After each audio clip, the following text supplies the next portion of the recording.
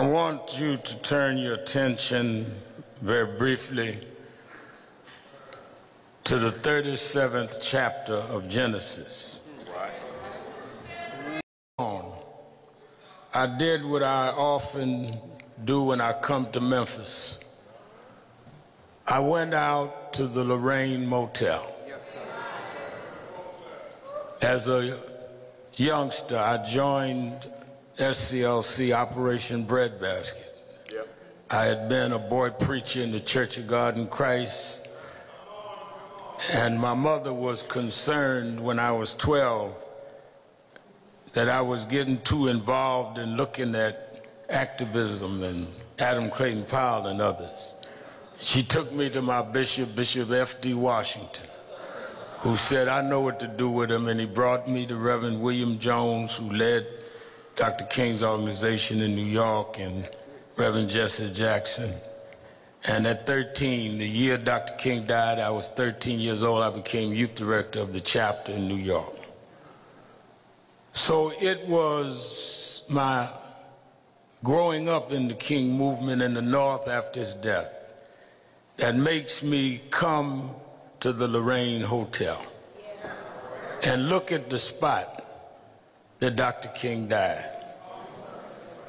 This morning I took my youngest daughter Ashley with me, and in all of the ice I told the story of how Dr. King had came to Memphis to fight for garbage workers, city employees that had no safety. 2 had been killed with a malfunction. And here we are, Ashley, 55 years later, looking at the balcony where Martin Luther King shed his blood for city workers, for black city workers, to be able to work in the police department, work in sanitation. And the reason why, Mr. and Mrs. Wells, what happened to Tyre is so personal to me is that 5 black men that wouldn't have had a job in the police department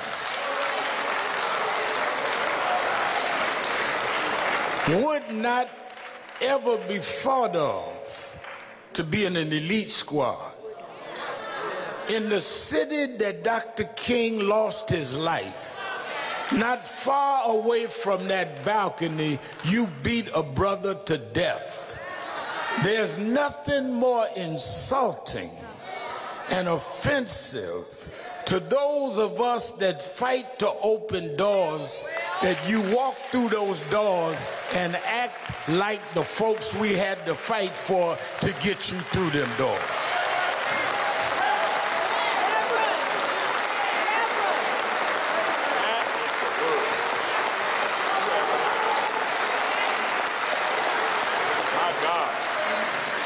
You didn't get on the police department by yourself.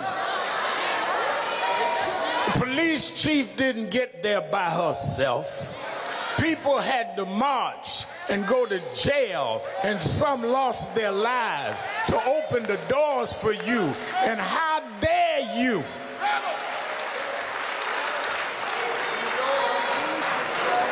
act like that sacrifice was enough for nothing?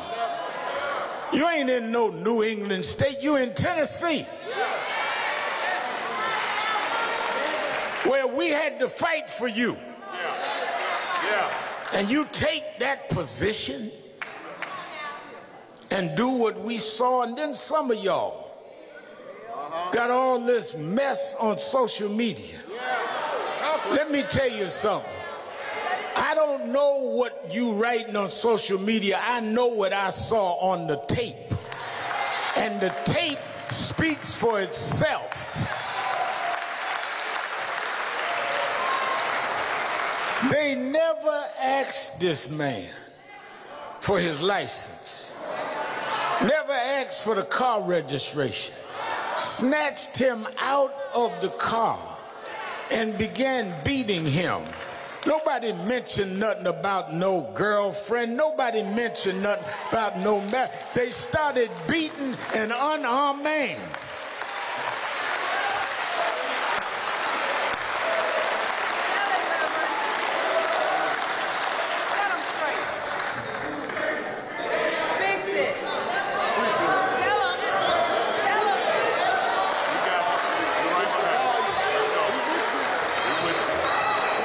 In the city that they slayed the dreamer, what has happened to the dream? In the city where the dreamer laid down and shed his blood, you have the unmitigated gall to beat your brother, chase him down and beat him some more, call for backup, and they take 20 minutes. And you watch him, and you are too busy talking among each other. No empathy, no concern. If you read the story of Joseph, when his brothers threw him in the pit, nobody came to help him, like nobody came to help Tyre.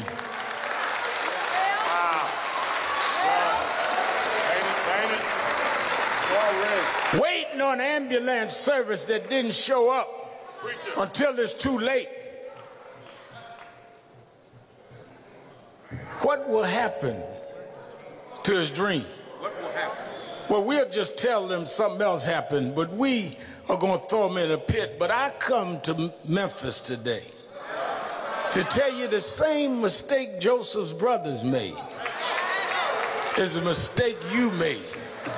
You thought you threw Joseph in a pit. You thought you threw Dr. King's dream in a pit.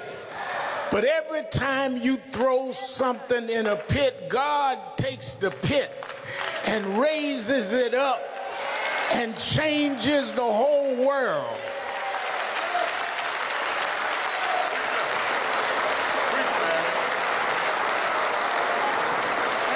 Let me be clear. We understand that there are concerns about public safety. We understand that there's needs to deal with crime. But you don't fight crime by becoming criminals yourself.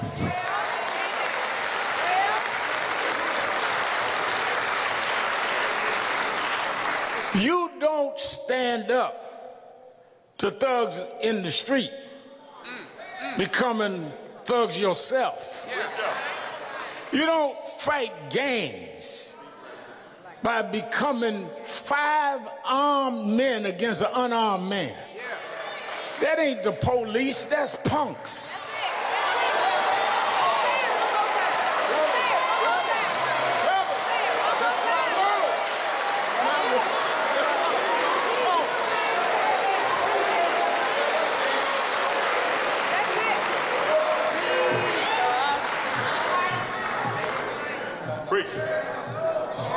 Man said, I didn't do nothing. You kept on going anyhow. Why do they go ahead? Because they feel that there is no accountability. They feel that we are going to get angry a day or two and then we're going on to something else. But some of us do this every day. Some of us believe in the dream has to come true. Some of us are going to fight until we make this legislation happen. I don't know when, I don't know how, but we won't stop until we hold you accountable and change the system.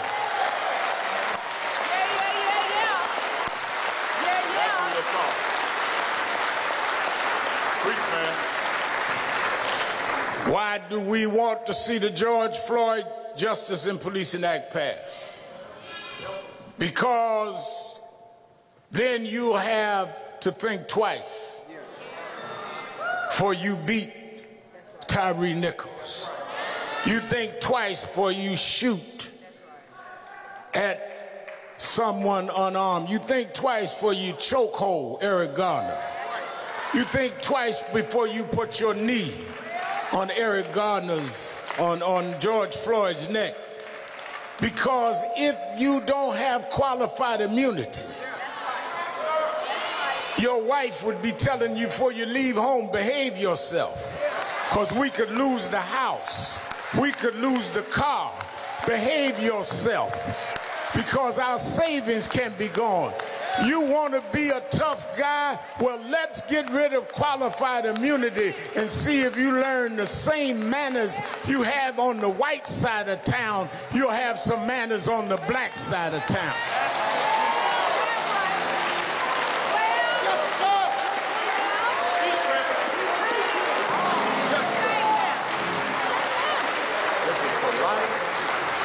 Well, Reverend Al, you don't understand.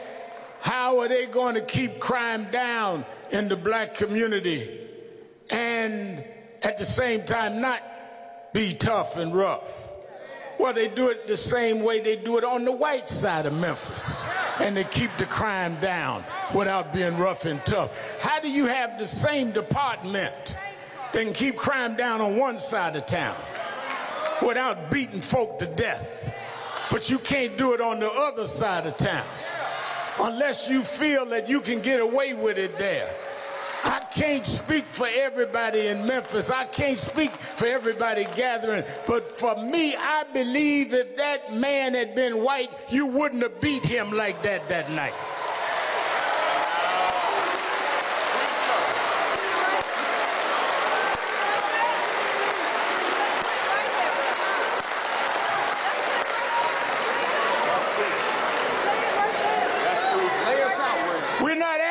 For nothing special.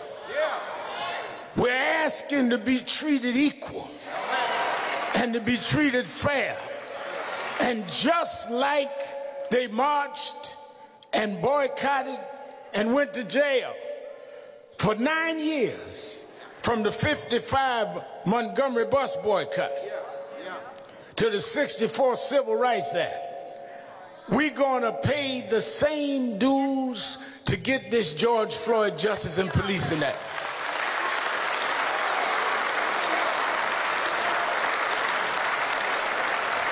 Reverend, how long? I don't know how long. They didn't know how long it would be when they boycotted in the 50s. It's not about a timetable.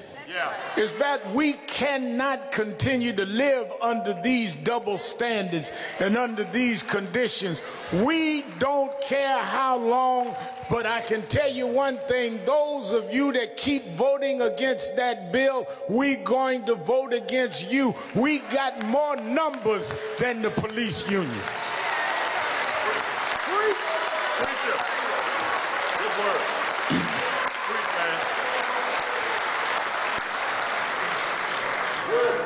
I believe that God will do for us what we'll do for ourselves. And even in the pit, Joseph never lost his faith. Joseph could have gave up. Joseph could have gave out, but in the pit, he still believed in the God of his fathers.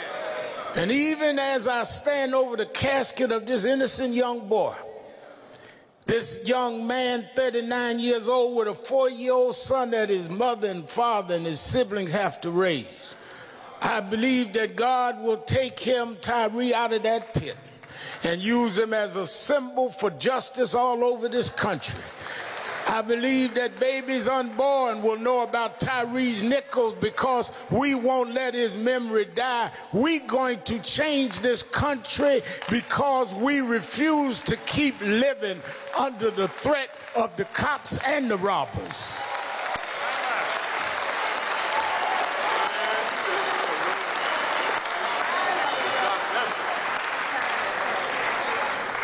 What touched me, I was raised by a single mother.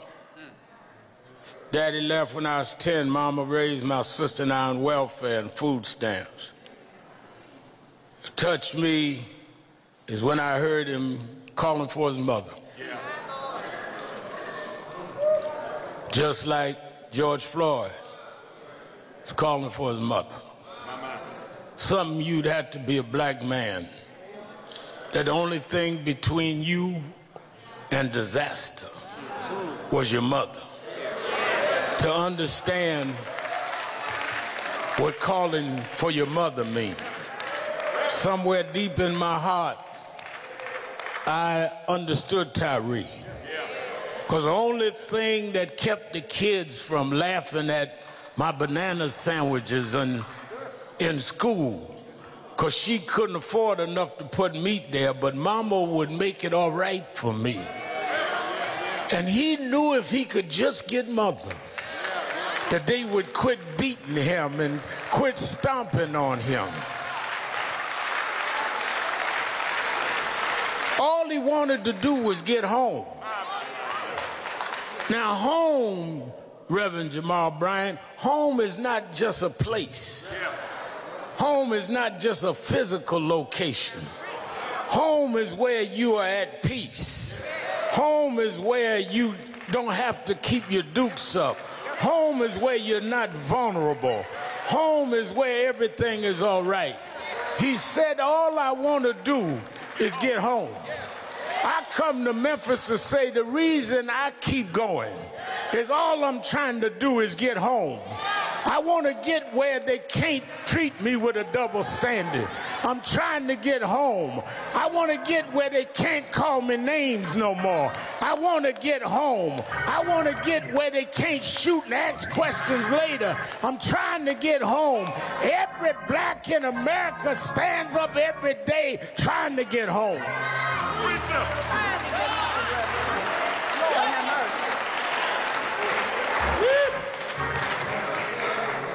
Last night, we went to Mason Temple, Church of God in Christ. And the Wells family and Tyre's sisters and brothers stood there where Martin Luther King gave his last speech. They didn't know that night it was his speech for the last time. I was told by those that worked with King that raised me, and I recounted it with Mrs. King. I worked very closely with Martin III. We're going back to Washington August 26th. During his father's March 60th anniversary, we're going to deal with Tyre and the rest of these issues. And they were told me that that day, April 3rd, 1968, it was raining and storming. Dr. King said he didn't even feel like going to the rally. He had come to Memphis a week before to lead a march for the sanitation workers. That's right. And some provocateurs got at the end of the march. You know, there's still some around now that's blacker than anybody else, that's more active than anybody else, that's more street than anybody else. They started a riot at the end of the march. And the press said, oh, Dr. King's day is over.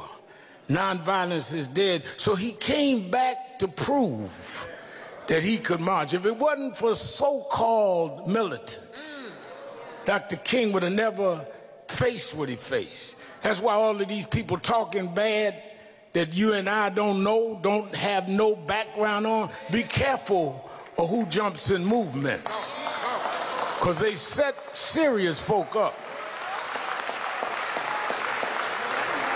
Dr. King came back, and that day was raining, and he said to Dr. Ralph Abernathy, Ralph, you go speak. I don't feel like going tonight. And they went on to the church, and when they got there, the church was full in a storm. Dr. Abernathy went into the payphone, and he called back to the Lorraine Motel, a black-owned motel. Told him to put his call through to room 306. Dr. King picked up the phone. He said, Martin, you need to come. There are thousands here. They didn't come to see me. Dr. King got in the car by himself and rode over to Mason Temple, and he started speaking that night, and something came over him.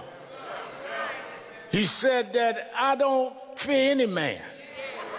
He said, God has allowed me to go to the mountaintop, and I've seen the promised land.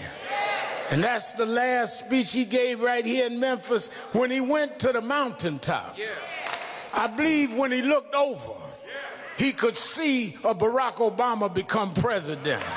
I believe when he went to the mountaintop, he could look over and see a Kamala Harris sitting as vice president. I believe when he looked over from the mountaintop, he saw black police chiefs. He didn't expect you to disgrace him. He expected you to bring us on to the promised land. That's why I'm still marching. Yes, I got books out. Yes, I got a TV show, but I'm a mountain climber. I'm not going to stop till I get to the top of the mountain. You can call me names on right-wing television. I'm a mountain climber. I expect stumbles to come my way. I'm a mountain climber. You can disgrace me. You can discredit me, but I'm going to keep on climbing. I'm going to climb until Tyre Nichols gets justice. I'm going to climb until Eric Gardner gets justice. I'm going to climb until we change the laws. We're mountain climbers. We're not day traders. We're mountain climbers. And if God before us is more than the whole world against us, he walks with me. He talks with me. He tells me that I'm his own. He's been food when I was hungry, water when I was thirsty. He's my rock. He's my rock. He's my rock. My sword and shield, my wheel in the middle of the wheel. Yes, yes.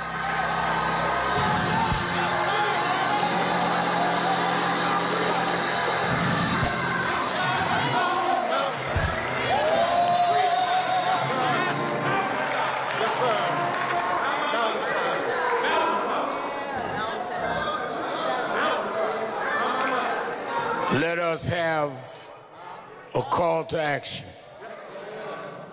Let us go forward to get justice. Yes. Yes. Let us all be mountain climbers. Don't stop till we get to the top. That's it. That's it. Many years ago, there was a young boy killed at a boot camp in Florida. Those in charge killed this boy. There was a young lawyer that called me in New York and asked me to come and stand with the students in Tallahassee, Florida. And I went down and we led some marches. After that, a couple of years later, he came to see me with a man. I just started Politics Nation then, and he wanted me to meet this man. This man sat in my office and told me that a wannabe security guard had killed his son. I had not heard of the case. But the man started crying, telling me about his son, Trayvon Martin. And as I looked at his tears and looked at this lawyer, I thought about how I never saw my father cry for me. And I said, if I can help, I'll help. And we started the Trayvon Martin movement. We called a national march. I got some of the radio announcers that help us, and we put 10,000 people in that little town in Florida. The morning of that march, my mother died. And they thought I would not come. And I started to turn around. But I said, no, my mother would have wanted me to stand up for Trayvon. And that lawyer and I have been locked shoulder to shoulder ever since. He's known now all over the world as the Attorney General for Black America. Why? Because he'll fight for us when others won't. That's right. Or they're going to call you names. They're going to always give you another angle. The only way you know you are making any headway is if you have opposition. That's right. That's right. The only time I get concerned is when everybody's on my side. But when y'all start calling me names, it gives me extra exercise in the morning. because I know that people don't react unless you act. You can't be an activist if you don't have some reactivist. I bring you to give us our call to action. The Attorney General of Black America, Attorney Benjamin Crump.